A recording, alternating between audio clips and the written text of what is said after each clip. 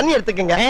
அத தோசைக்கல்ல ஊத்தி அதுக்குன்னு வழக்கமா ஒரு விளக்கமாறு வச்சிருப்பீங்கல்ல? ஆமாங்க. அத அடிப்பக்கமா திருப்பி சரிங்க. வரட்டு வரட்டு வரட்டுன்னு ஒரு 4 இழுப்பு இழுத்து சரிங்க. நல்லா கழுவி விட்டுருங்க. சரிங்க. ஒரு கிண்ண நிறைய மாவு எடுத்து பெரிய ரவுண்டாவும் இல்லாம சின்ன ரவுண்டாவும் இல்லாம சரிங்க. பொதுவா ஒரு ரவுண்ட ஊத்தி 4-5 வெங்காயத்தை போட்டு அள்ளி பொடி பொடி பொடியா நறுக்கி அப்படியே மேலாப்ல பரபரன்னு தூவி விட்டு சரிங்க. ஒரு நீளமான கேரட் எடுத்து அதையும் பொடி பொடியா நறுக்கி சரிங்க. அப்படியே மேலாப்ல பரபரப்பா தூவி விட்டு சரிங்க. ஒரு 16 கரண்டி நெய் எடுத்து சரிங்க. அதுல 6 கரண்டி நெய்ய உள் சைடு அப்படியே லேசா விளாவி விட்டு சரிங்க. 10 கரண்டி நெய்ய தோசைக்கு வெளி சைடு அப்படியே மேலாப்ல விளாவி விட்டு சரிங்க. இட்லி பொடி இருக்கு பாத்தீங்களா? அத அப்படியே அள்ளி மலை சாரல் மாதிரி அதை மேலாப்ல பரபரன்னு அப்படியே பேய விட்டு சரிங்க.